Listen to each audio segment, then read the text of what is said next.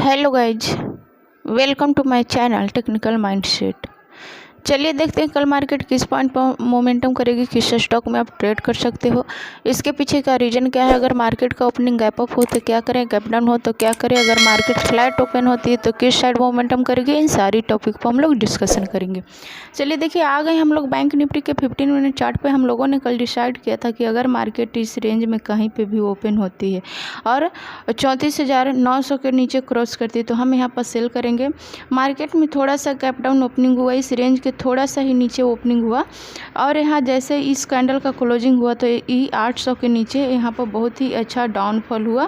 फिर यहाँ से मार्केट ने रिकवरी करने का भी कोशिश किया, लेकिन मार्केट डे एंड में ये नीचे जा कर के क्लोजिंग की दे चुका है। तो अभी का जो सेंटिमेंट है मार्केट का वो सेलिंग की तरफ आ चुका है। तो अगर कल मार्केट का ओपनिंग इस रेंज में होती है, ये 200 का रेंज है 34,400 से लेकर 34,600 के बीच में, इस 200 पॉइंट के रेंज में अगर ओपन होती है और 34,600 के क्रॉस करती है, इस तरह से रेंज बनाने के बाद 34,600 के क्रॉस करती है तो हम वहाँ पे बाई करेंगे। इस पॉइंट को ये रेजिस्टेंस फेस कर सकता है 34,850 को, फिर इस पॉइंट को भी रेजिस्टेंस फेस कर सकता है 35,000 के आसपास में। तो आपके पास यहाँ पर भी लगभग आपके पास 250 का यहाँ पर स्पेस है, फिर यहाँ पर भी आपको 250 का स्पेस मिल रहा है, तो लगभग अप साइड में भी 500 का स्पेस है, लेकिन डाउन साइड में भी बहुत ही अच्छा स्पेस है। तो अगर कल इस रेंज में ओपन होकर के 34,400 के नीचे क्रॉस करती है तो हम यहाँ पर इमीडिएटली सेल करेंगे। बिग अपना जो क्वांटिटी, जितनी कैपेसिटी है उस क्वांटिटी में हम लोग सेल करेंगे और इसका जो फर्स्ट टारगेट होगा, उसका जो सपोर्ट एरिया है वो 33,900 के पास में, वहाँ पर वो सपोर्ट ले सकता है। फिर इसके बाद 33,400 के आसपास में सपोर्ट एरिया है। तो मार्केट में डाउन साइड में बहुत अच्छा स्पेस है। तो यहाँ से मार्केट 1000 पॉइंट भी मूव करे तो कोई भी यहाँ पर नो डाउट यहाँ पर 1000 पॉइंट का भी रैली कर सकता है, क्योंकि लगातार मार्केट में 600-700 पॉइंट का गिरावट आ रही है। 2 दिन से लगातार मार्केट गैप डाउन खोल रही है, इसके बाद भी ट्रेंडिंग डाउन साइड की तरफ कर रहा है। तो इस रेंज में ओपन होकर के अगर डाउन साइड क्रॉस करती है 34,400 के, तो पहला जो सपोर्ट एरिया है वो 33,900 है। तो आपके पास यहाँ पर 500 स्पेस है, जो फर्स्ट टारगेट होगा आपका, फर्स्ट टारगेट में ही 500 का स्पेस है। फिर इसका जो सपोर्ट एरिया है वो 33,400 के बीच में। तो डाउन साइड में भी बहुत ही अच्छा स्पेस है, लेकिन अगर मार्केट गैप डाउन ओपन हो जाती है लगभग 33,900 के पास में, तो यहाँ से मार्केट पुल बैक हो सकता है। इस तरह के कोई पॉजिटिव कैंडल बनाने के बाद, इस तरह से हैमर बनाए या डोजी बनाए, इस तरह का कोई भी पॉजिटिव कैंडल बना करके यहाँ से रिवर्स कर सकता है। क्योंकि आप डेली कैंडल में देखेंगे तो मार्केट एक बार इसी पॉइंट से 33,900 के आसपास से, ये देखिए ये लेवल देख रहे हैं, इसी पॉइंट से मार्केट में यहाँ पर सेलिंग आई, लेकिन फिर से रिकवरी हो चुका है।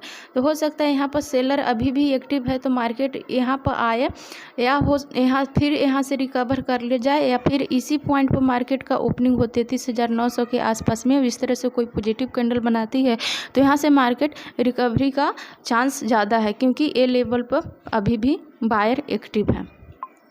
लेकिन अगर बिग गैप अप ओपनिंग हो जाए तो मार्केट यहाँ से सेलिंग में आ सकती है। जैसे मान लीजिए कि मार्केट का ओपनिंग इस प्लेस पर हो जाए 34,900 या 800 के 50 के आसपास में, तो पहले वो सेलिंग के लिए आएगा, इस लेवल को टेस्ट करेगा, इसके बाद ही अप साइड मूव कर सकता है या फिर इस तरह से डाउन साइड और मूव कर सकता है। तो बिग गैप अप या गैप डाउन में आप पहले पैटर्न का वेट करें, प्राइस एक्शन का वेट करें, तभी ट्रेड करें। जैसे यहाँ पर आज इसने प्राइस एक्शन बहुत ही अच्छा बनाया, ये कैंडल को क्लोजिंग के नीचे इसने बहुत ही अच्छी मूव की, तो इस तरह से प्राइस एक्शन बनाए, या 5 मिनट या 15 मिनट का कोई कैंडल बनाए, निगेटिव या पॉजिटिव, तो उसके अनुसार से अपना ट्रेड करने का कोशिश करें। चलिए अभी हम लोग निफ्टी को देख लेते हैं। निफ्टी में भी बहुत ही अच्छी गिरावट आई है, यहाँ पर भी मार्केट गैप अप ओपनिंग हुआ और इस रेंज के पास में ही ओपनिंग हुआ। ये जो रेंज था हमारा सेलिंग का उसी के पास में हुआ। 15 मिनट का कैंडल बहुत ही फ्रेश कैंडल बनाया, बहुत ही अच्छा निगेटिव कैंडल बनाया और यहाँ से मार्केट बहुत ही अच्छा फॉल किया। इसने भी रिकवरी करने का कोशिश किया लेकिन रिकवर कर नहीं पाया, फिर से आके डे एंड में नीचे क्लोजिंग दे चुका है। फिर भी निफ्टी की अपेक्षा बैंक निफ्टी ज़्यादा वीक है, वहाँ पे ज़्यादा सेलिंग प्रेशर है। तो अभी देखेंगे कि अगर मार्केट इस रेंज में ये जो बिग रेंज है यहाँ पे 100 पॉइंट का रेंज है। 15,680 से लेकर 15,560, 15,560 और 15,680, ये लगभग 130 पॉइंट का स्पेस है। अगर इस रेंज में कहीं पे मार्केट ओपन होती है और 15,680 को क्रॉस करती है तो हम यहाँ पर बाय करेंगे। आपका जो ये रेजिस्टेंस, फर्स्ट रेजिस्टेंस एरिया बनेगा वो बनेगा 15,740 या 30 के आसपास में। फिर इसका रेजिस्टेंस एरिया ए बन सकता है 15,830। तो हम यहाँ पर बाई कर सकते हैं अगर इस रेंज में ओपन होकर के 15,680 को क्रॉस करती है तो। लेकिन अगर डाउन साइड में 15,660 या 650 को क्रॉस करती है तो हम यहाँ पर सेल करेंगे, क्योंकि नेक्स्ट जो सपोर्ट एरिया है 15,520 ये सपोर्ट एरिया है। फिर 15,445 ये एक सपोर्ट एरिया है। तो यहाँ पर सेल करने के बाद आपको यहाँ पर लगभग अगर आपने 60 पे सेल किया तो आपको 40 पॉइंट का यहाँ पर स्पेस है। और फिर इसके बाद अगर इसे भी क्रॉस करती है तो आपके पास 80 पॉइंट का यहाँ पर स्पेस है निफ्टी में। अप साइड में भी आपको स्पेस मैंने बता दिया। और लेकिन अगर गैप डाउन ओपन होती है, मान लीजिए कि 15,520 के आसपास में होती है, तो हम यहाँ पर कैंडल देखेंगे कि कैंडल पॉजिटिव बना रही है या निगेटिव बना रही है। अगर कोई निगेटिव कैंडल इस तरह से बना रहा है या फुल बॉडी में इस तरह से बना रहा है तो हम लो के नीचे सेल करेंगे। और इस तरह से अगर पॉजिटिव कैंडल बनाता है तो इसके हाई के ऊपर बाई करेंगे और स्टॉप लॉस सेम कैंडल के लो का रखेंगे।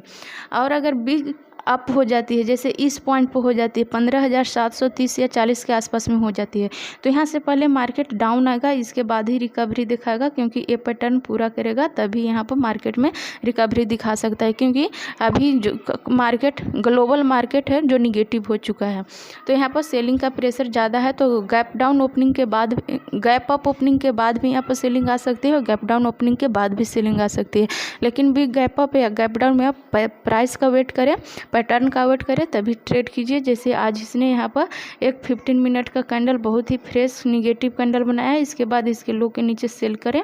तो इस तरह से पैटर्न बनने दीजिए, तभी आप ट्रेड कीजिए, आपको बेहतर प्रॉफिट मिलेगा। चलिए कुछ स्टॉक देख लेते हैं। पहला स्टॉक है टाटा मोटर। टाटा मोटर में आप देखेंगे कि यहाँ पर एक सेलिंग के बाद मार्केट कुछ देर हॉल्ट किया, कुछ दिन यहाँ पर इस तरह से सेलिंग आने के बाद मार्केट यहाँ पर कुछ दिन होल्ड किया। फिर यहाँ पर निगेटिव कैंडल में क्लोजिंग दे चुका है, जो बहुत ही स्ट्रॉन्ग निगेटिव कैंडल है। तो अगर कल है 300 को नीचे क्रॉस करती है, ओपन फ्लैट ओपन होकर के 300 के नीचे क्रॉस करती है, तो हम यहाँ पर सेल करेंगे। टारगेट आपको 2 से 3 रुपये, सॉरी एसएल आपको 2 से 3 रुपये का है और टारगेट आपको 1:2 मिल सकता है। कल का मैंने जितने भी स्टॉक दिया था वो बहुत ही अच्छा परफॉर्म किए हैं। एक साइड इंडस्ट्री था वो बहुत ही बेहतरीन परफॉर्मेंस किया है। तो आप वहाँ पर पहले, मैं जो स्टॉक देखती हूँ उसको पहले बैक टेस्ट कर लीजिए, इसके बाद वहाँ पर ट्रेड करने का कोशिश कीजिए, क्योंकि रिस्क आपके ऊपर है कि आप कितना रिस्क ले सकते हैं, क्योंकि हर ट्रेड रिस्क के साथ ही ट्रेड होता है।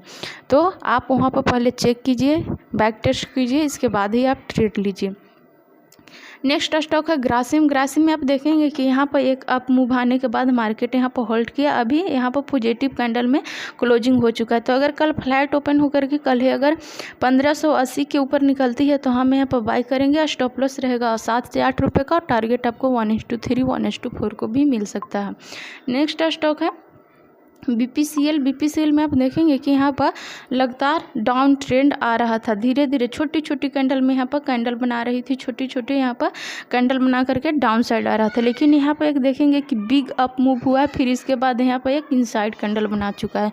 तो अगर कल मार्केट का ओपनिंग थोड़ा सा गैप अप हो या फ्लैट हो, और फ्लैट ओपनिंग के बाद अगर कल है 460 को क्रॉस करती है तो हम यहाँ पर बाई करेंगे। स्टॉप लॉस 2 से 3 रुपये का है, टारगेट आपको 1:3 1:2 भी मिल सकता है।